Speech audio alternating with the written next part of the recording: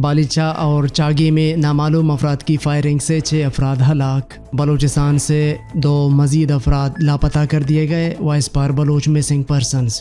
حکومت بلوچستان تادم مرگ بھوک ہڑتال پر بیٹھے فزیوتراپسٹ کے مطالبات پورے کرے، آجی لشکری رئیسانی۔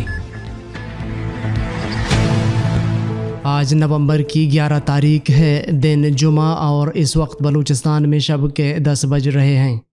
بلوچستان افیئرز کی اردو نیوز بلیٹن سرشپ احوال کے ساتھ میں ہوں مقبول ناصر۔ شب و شبات۔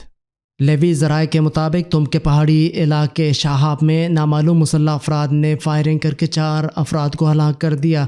ہلاک شدگان کی شناخت حنیف ولد محمد ساکن تلکان بالیچا، بالاچ ولد ٹاپی پل آباد، اقبال ولد رحمت اللہ ساکن پل آباد اور نیاز ولد سفر ساکن مند بلو کے ناموں سے ہوئی ہے، جبکہ ایک شخص عمران ولد ابراہیم زخمی ہوا ہے۔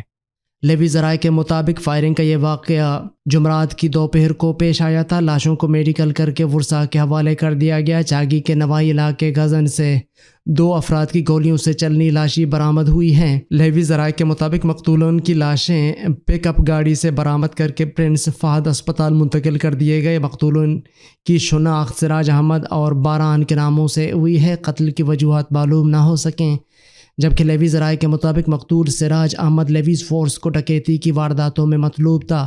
ضروری کارروائی کے بعد لاشیں ورثاء کے حوالے کر دی گئیں۔ Voice for Baloch missing persons کے چیئرمین نصر اللہ بلوچ نے کہا ہے کہ سرفراز اور منان کو رواں سال 30 اکتوبر کو ملکی اداروں نے حراست میں لے کر نامعلوم مقام پر منتقل کر دیا تھا اور گزشتہ دنوں ان کی گرفتاری ظاہر کی گئی۔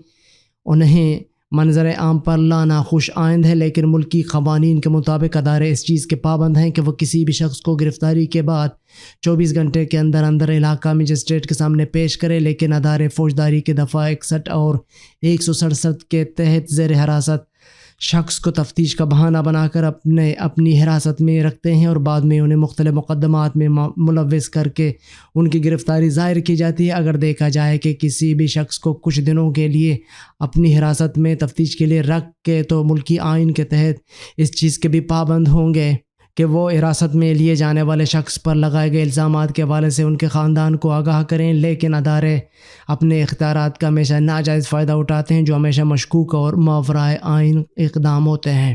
حکومت بلوچستان تادم مرگ بھوک ہڑتال پر بیٹھے فزیوتراپسٹ ڈاکٹروں کے مطالبات منظور کرے۔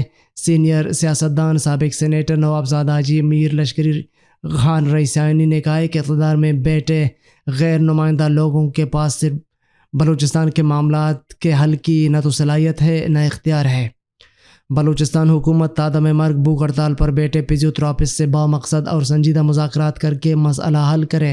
یہ بات انہوں نے جمعرات کو بلوچستان فزیوتراپی ایسوسی ایشن کے مطالبات کی عدم منظوری کے خلاف کوئٹہ پریس کلب کے سامنے قائم احتجاجی کیمپ میں گزشتہ 4 روز سے تادم مرگ بھوک ہڑتال پر بیٹھے فزیوتراپسٹ سے یکجہتی کے موقع پر صحافیوں سے بات چیت کرتے ہوئے کہی۔ پروفیسرز اپنے جائز مقام و مرتبے سے محروم ہیں۔ BPLA progressive panel. Balochistan professors and lecturers ایسوسی ایشن کے انتخابات کے سلسلے میں پروگریسو پینل کی رابطہ مہم جاری۔ پروگریسو وفد رکشن ڈویژن سے ہوتا ہوا مکران ڈویژن پہنچا۔ پسینی اور اورماڑا اور گوادر کالجز کے پروفیسر سے ملاقاتیں، انتخابی منشور اور ترجیحات سے پروفیسر برادری کو آگاہ کیا۔ ان نشستوں سے خطاب کرتے ہوئے BPLA کے رہنماؤں نے کہا ہے کہ وہ ہاؤس ریکوزیشن و یوٹیلیٹی الاؤنس فائر tier promotion policy 1 step up gradation higher education allowance wealth card کا اور ہیلتھ کارڈ کا اجرا گریڈ 20 کے ریگولر اور ٹائم اسکیل پروفیسرز کے لیے DRA الاؤنس فزیکل ایجوکیشن و لائبریرین کے لیے سروس اسٹرکچر ملکی و بیرون ملک اسکالرشپ و تربیتی کورسز قائم ٹائم اسکیل بندش کے نوٹیفیکیشن کی واپسی کوئٹہ میں پروفیسر گیسٹ ہاؤس کا قیام ہر کالج میں پروفیسر کالونی و بیچلر لاج کی تعمیر و مرمت اور یکساں تنخواہوں کے لیے منظم جدوجہد ہمارے منشور کا حصہ ہے۔ بلوچستان کے تمام پروفیسر و لیکچررز حکومت عدم توجہی کا شکار ہیں۔ ایک طرف ان کی تنخواہوں اور مراعات باقی صوبوں کے مقابلے میں کئی گنا کم ہیں تو دوسری جانب انہیں درس و تدریس کے دوران غیر معمولی حالات و واقعات کا بھی سامنا کرنا پڑتا ہے۔ کالج اساتذہ اپنے جائز مقام و مرتبے سے محروم ہیں، جس کے منفی اثرات مجموعی تعلیمی نظام پر بھی مرتب ہو رہے ہیں۔ واضح ہے کہ بلوچستان پروفیسرز اینڈ لیکچررز ایسوسی ایشن BPLA کے 2022-24 کے انتخابات کے لیے پولنگ 24 نومبر کو ہوگی۔ انجینئرنگ یونیورسٹی خضدار کے ہاسٹلز کے قریب جھاڑیوں میں آگ لگ گئی۔ Balochistan university of engineering and technology Khuzdar کے ہاسٹلز کے قریب جھاڑیوں میں آگ لگ گئی۔ میونسپل کارپوریشن کے چیف آفیسر کے احکامات پر میونسپل کارپوریشن کا عملہ فائر بریگیڈ سمیت بروقت موقع پر پہنچ کر آگ بجھانے میں کامیاب ہوئے اور بلوچستان انجینئرنگ یونیورسٹی کے طلباء کو بڑے حادثے سے محفوظ رکھنے میں کامیاب ہوئے۔ یونیورسٹی آف تربت کی سنڈیکیٹ کا 12واں اجلاس یونیورسٹی کے ویڈیو کانفرنس روم میں منعقد کیا گیا، جس کے صدارت وائس چانسلر پروفیسر ڈاکٹر جان محمد نے کی۔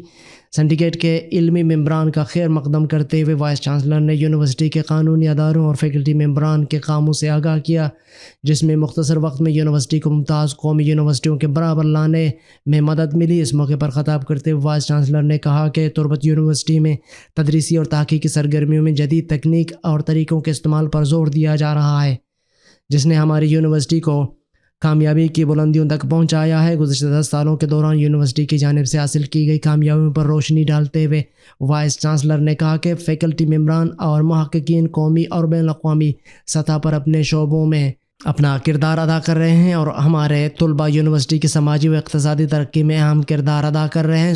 صوبہ اور ملک یونیورسٹی کے قانونی اداروں کے کردار اور اہمیت پر روشنی ڈالتے ہوئے ڈاکٹر جان محمد نے کہا کہ سنڈیکیٹ کے فیصلے یونیورسٹی کی مستقبل کی منصوبہ بندی کی تعلیمی، مالیاتی انتظامی اور بنیادی ڈھانچے کی ترقی پر دیر پا اثر چھوڑیں گے۔ ایوان صدر نے یونیورسٹی کی تعلیمی اور بنیادی ڈھانچے کی ترقی کی رفتار اور ادارے کے انتظامی اور مالیاتی امور میں میرٹ اور شفافیت کو برقرار رکھنے پر اطمینان کا اظہار کیا۔ اجلاس میں ایجنڈا کے مختلف امور پر تبادلہ خیال کیا گیا اور حل کیے گئے۔ اجلاس کے اراکین نے گزشتہ syndicate finance and planning committee کے منٹس، الحاق کمیٹی کے تیسرے اجلاس کی توثیق کی اور تربت یونیورسٹی کے ساتھ مختلف کالجز کے الحاق کی توثیق کی اور دستاویزات یونیورسٹی آف تربت کے حوالے کرنے اور سنبھالنے کی بھی توثیق کی۔ گوادر اور مقوان یونیورسٹی ایوان صدر نے تربت یونیورسٹی کے قانونی اداروں کے لیے ممبران کی تقرری کی بھی منظوری دی۔ اجلاس میں پرو وائس چانسلر سیکریٹریز حکومت Balochistan, colleges, higher and technical education اور فنانس ڈپارٹمنٹ سمیت سنڈیکیٹ کے تمام دیگر ارکان، ڈینز اور ڈائریکٹر QESC نے اجلاس میں شرکت کی۔ دن بھر کی اہم خبروں اور اعلیٰ اجرا پر مشتمل بلوچستان افیئرز کا ریڈیو نیوز سرشپ احوال، جس کو آپ ارشب بلوچستان وقت کے مطابق رات 10 بجے بلوچستان افیئرز کے YouTube چینل اور ویب سائٹ پر سن سکتے ہیں۔ اس کے علاوہ آپ ایپل، گوگل اور دیگر پوڈ کاسٹ پیج پر بھی ہمارے بلوچی اور اردو نیوز کے ساتھ ساتھ دیگر پوڈ کاسٹ مفت سن سکتے ہیں۔ آپ ہمارے واٹس ایپ +44 7459 170 پر سوالات اور تجاویز بھی بھیج سکتے ہیں۔ عالمی اور علاقائی خبریں۔ چین نے اسپائی ویئر سے ایغور مسلمانوں کی ایپس کو نشانہ بنایا۔ رپورٹ۔ سائبر سیکورٹی کے محققین نے کہا ہے کہ انہیں ایغور زبان کی ایپس میں چینی اسپائی ویئر کے شواہد ملے ہیں جو مقام کا پتہ لگا سکتے ہیں اور چین اور بیرون ملک مقیم ایغوروں کے ڈیٹا کو حاصل کر سکتے ہیں۔ خبر رساں ایجنسی کے مطابق اقوام متحدہ کی ایک حالیہ رپورٹ میں کہا گیا ہے کہ ایغور اقلیت کے علاقے سنکیانگ میں بیجنگ نے انسانیت کے خلاف جرائم کا ارتکاب کیا ہے۔ ایغور بنیادی طور پر چین کے شمال مغربی علاقے سنکیانگ میں ایک ترک مسلم اقلیت ہے جو چین کی حکومت پر امتیازی سلوک اور نسل کشی کا الزام عائد کرتے ہیں۔ امریکہ اور دیگر مغربی ممالک کے قانون سازوں کا کہنا ہے کہ چین کا ایغوروں کے ساتھ سلوک نسل کشی کے مترادف ہے۔ سان فرانسسکو میں قائم سائبر سیکورٹی فرم لک آؤٹ کی جمعرات کی ایک رپورٹ میں دعویٰ کیا گیا ہے کہ سن 2018 کے بعد سے متعدد ایغور زبان کی اینڈرائیڈ ایپس چینی ریاست کے حمایت یافتہ ہیکر گروپس سے منسلک اسپائی ویئر کے 2 اقسام سے متاثر پائی گئی ہیں۔ ان ایپس میں لغت، مذہبی ایپس، نقشے اور یہاں تک کہ پائریٹڈ ورژن بھی شامل ہیں جو تھرڈ پارٹی اسٹورز پر دستیاب ہیں یا ٹیلی گرام پر ایغور زبان کے چینلز پر شیئر کیے گئے ہیں۔ یہ ایپ سرکاری گوگل پلے اسٹور پر دستیاب نہیں کیونکہ چین میں بلاک ہے۔ اسی وجہ سے چینی صارفین تھرڈ پارٹی ایپ اسٹورز استعمال کرتے ہیں۔ رپورٹ میں کہا گیا ہے کہ اسپائی ویئر نے ہیکرز کو حساس ڈیٹا اکٹھا کرنے کے قابل بنایا ہے، جس میں صارف کا مقام، رابطے، کال لاگ، ٹیکسٹ میسج اور فائلیں شامل ہیں، اور وہ تصاویر بھی لے سکتے ہیں اور کالز بھی ریکارڈ کر سکتے ہیں۔ محققین نے کہا ہے کہ ایپس کا استعمال مذہبی انتہا پسندی یا علیحدگی پسندی کے شواہد کا پتہ لگانے کے لیے کیا جا سکتا تھا۔ سنکیانگ میں انسداد دہشت گردی کے ایک بڑے کریک ڈاؤن کے طور پر ایغوروں کو کئی دہائیوں سے قید کیا گیا تھا۔ مبصرین کا کہنا ہے کہ یہ ایک بڑے پیمانے پر حراستی مہم ہے۔ ایک اور نسل کی بڑی آبادی وسطی ایشیا کے ممالک اور ترکی میں بھی رہتے ہیں۔ رپورٹ میں کہا گیا ہے کہ یہ مہم بنیادی طور پر چین میں ایغوروں کو نشانہ بنانے کے لیے دکھائی دیتی ہے، تاہم سنگھ کی آنکھ سے باہر بھی یہ ایپس استعمال کرنے والے مسلمانوں اور ایغوروں کو وسیع پیمانے پر نشانہ بنانے کے بھی شواہد ملے ہیں۔ رپورٹ کے مطابق چین کے ہیکرز نے نقشوں کی ایپس میں اسپائی ویئر کے ذریعے ترکی اور افغانستان جیسے ملکوں کے شہریوں کو بھی نشانہ بنایا۔ ایران کے سپر میزائل کے تجربے پر عالمی ایٹمی توانائی ایجنسی کی تشویش۔ اقوام متحدہ کی ایٹمی توانائی ایجنسی نے ایران کے اس دعوے پر تشویش کا اظہار کیا ہے کہ جس میں کہا گیا تھا کہ ایسا ہائپر سونک سپر میزائل تیار کر لیا ہے جو کسی بھی ملک کی دفاعی صلاحیت کو توڑ سکتا ہے۔ انٹرنیشنل اٹامک انرجی ایجنسی کے سربراہ رافیل گروسی نے کہا ہے کہ یہ تمام اعلانات توجہ بڑھاتے ہیں، خدشات میں اضافہ کرتے ہیں، ایرانی جوہری پروگرام کی طرف عوامی توجہ مبذول کراتے ہیں۔ ہائپر سونک میزائل روایتی بیلسٹک میزائلوں کی طرح جوہری ہتھیاروں کو ہدف پر پہنچا سکتے ہیں، لیکن یہ آواز کی رفتار سے 5 گنا زیادہ تیز پرواز کرتے ہیں، جس سے ان کا سراغ لگانا اور ان سے دفاع کرنا ناممکن ہو جاتا ہے۔ بیلسٹک میزائلوں کے برعکس ہائپر سونک میزائل فضا میں نچلی پرواز کرتے ہیں اور زیادہ تیزی سے ہدف تک پہنچنے کے قابل ہوتے ہیں۔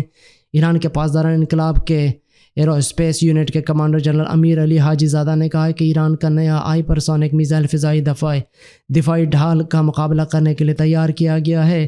یہ کسی بھی میزائل شکن دفاع کے نظام کو تباہ کرنے کی صلاحیت رکھتا ہے۔ حاجی زادہ نے کہا کہ اسے روکنے کے قابل نظام کو تیار ہونے میں کئی دہائیاں لگیں گی۔ ہتھیاروں پر نظر رکھنے والے تجزیہ کاروں کا خیال ہے کہ جنرل حاجی زادہ کا اندازہ درست ہے۔ کئی ممالک نے کروز اور بیلسٹک میزائلوں کے خلاف دفاع کے نظام کو تیار کیے ہیں، لیکن ہائپر سونک میزائل کو ٹریک کرنے اور اسے مار گرانے کی صلاحیت اب بھی ناپید ہے۔ ہائپر سونک میزائل تیار کرنے کے دعوے کے بعد یہ سوال سب سے اہم ہے کہ ایران نے یہ ٹیکنالوجی کہاں سے حاصل کی۔ گزشتہ برس شمالی کوریا کی جانب سے ہائپر سونک میزائل کا تجربہ کیا گیا تھا، جس سے اس ٹیکنالوجی کے میدان میں دوڑ میں تیزی دیکھی گئی ہے۔ ہائپر سونک میزائل کی ٹیکنالوجی روس، چین اور امریکہ کے پاس بھی ہے، جنہوں نے سب سے پہلے اس میدان میں صلاحیت کا مظاہرہ کیا۔ ایران اور روس ایسے ممالک ہیں جن کو بین الاقوامی پابندیوں کا سامنا ہے اور جو کئی اہم شعبوں میں تعاون بڑھا کر اپنی معیشتوں کو بہتر بنانے کی کوشش میں ہیں۔ ایران کا ہائپر سونک میزائل بنانے کا دعویٰ ایسے وقت سامنے آیا ہے جب گزشتہ ہفتے تہران نے راکٹ کے ذریعے سیٹلائٹ خلا میں بھیجنے کا کامیاب تجربہ کیا تھا۔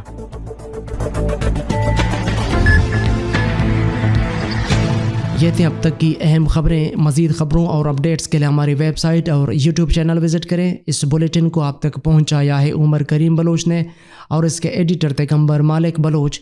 مجھے بلوچستان افیئرز کی ٹیم کے ساتھ اجازت دیجیے۔ شب و شبات۔